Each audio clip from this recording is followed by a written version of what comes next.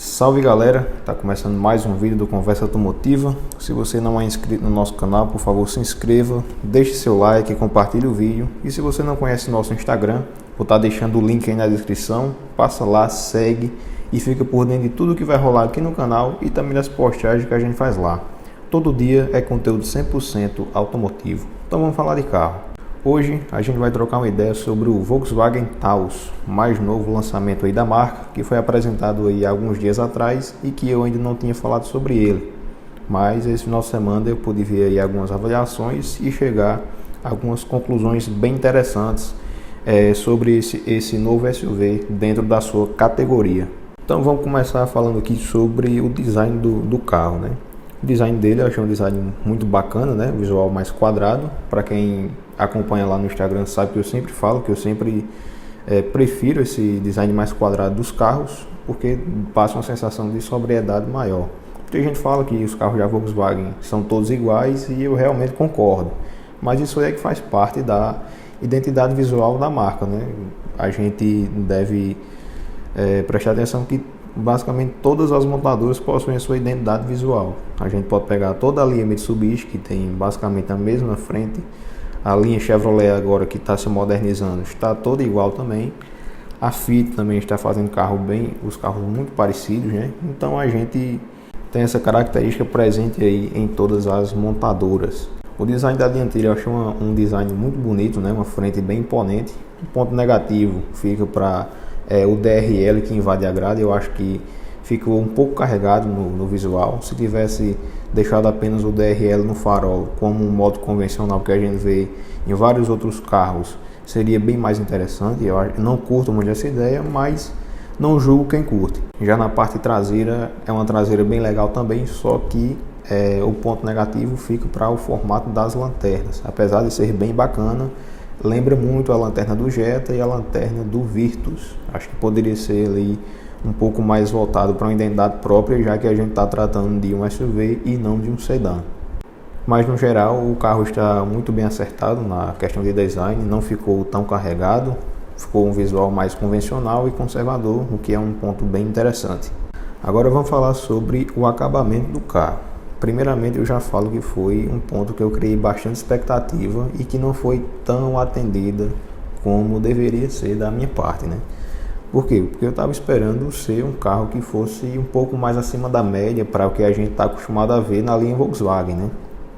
Por exemplo, fosse um carro que apresentava assim, mais áreas em soft touch e tal, e realmente veio. Só que na parte principal, que eu acho que todo carro deveria ter, que é ali no painel central do carro, que deveria ter soft touch, o carro não veio. Simplesmente é um plástico duro, igual a gente encontra no Polo, igual a gente encontra no T-Cross, e isso aí para mim é um ponto bastante negativo, já que o principal concorrente de toda a categoria, que é o líder de vendas, que é o Jeep Compass, apresenta essa característica, e os concorrentes que chegaram agora para poder causar uma boa impressão não estão ofertando isso. Então já é uma coisa que pesa muito na questão da escolha.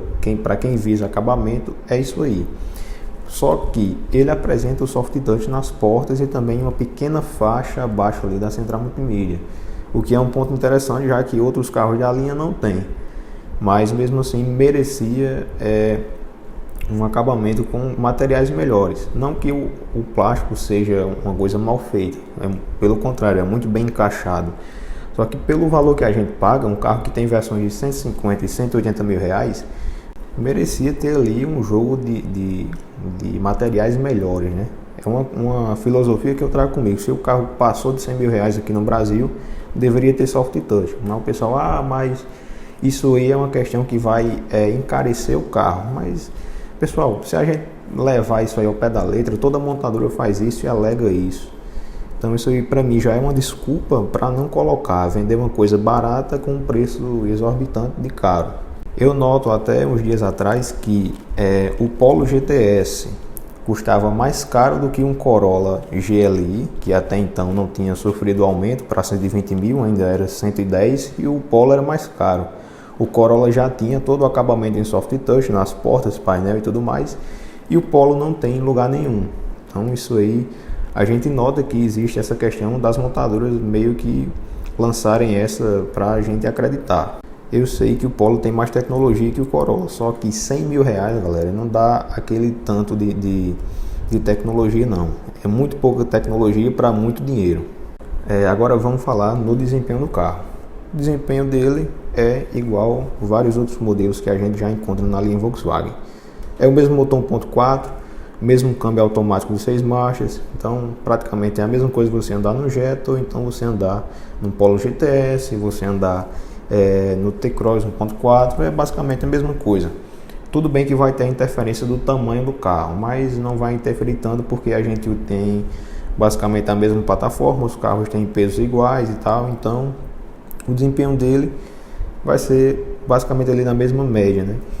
O que eu acho um ponto positivo, mas negativo ao mesmo tempo. É positivo porque a gente já tem um desempenho certo, que todo mundo já sabe o que esperar do modelo, consegue ser também econômico na medida do possível, né?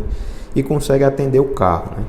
Consegue fazer a proposta do carro com maestria. Só que o ponto negativo fica, deveria ter pelo menos um acréscimo de potência, já que a gente está falando de um SUV que é maior do que o T-Cross.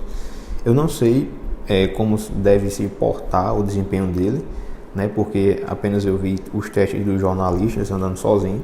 Então a gente deve imaginar uma situação com um carro cheio de 5 pessoas e também bagagem, né? E fazer ultrapassagem e tal.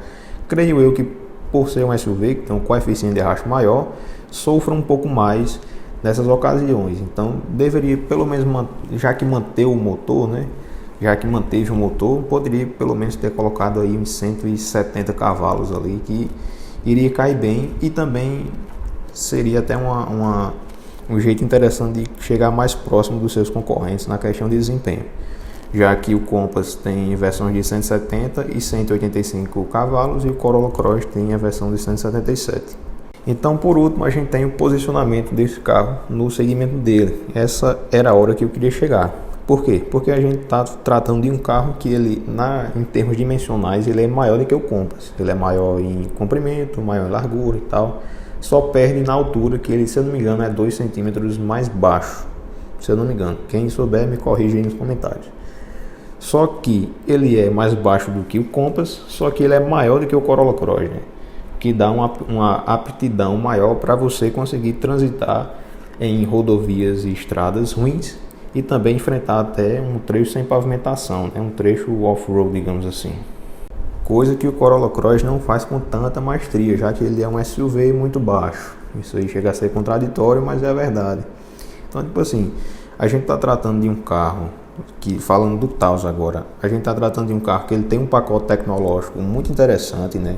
A gente tem até tecnologias semi-autônomas, o que é muito bacana, o que deixa ele muito próximo do Jeep Compass, entendendo? Em termos de tecnologia, o acabamento dele também deixa ele muito próximo, e também questão a altura livre do solo. Então, creio eu que o Taos ele tenha mais chances de brigar cara a cara com o Compass do que o Corolla Cross.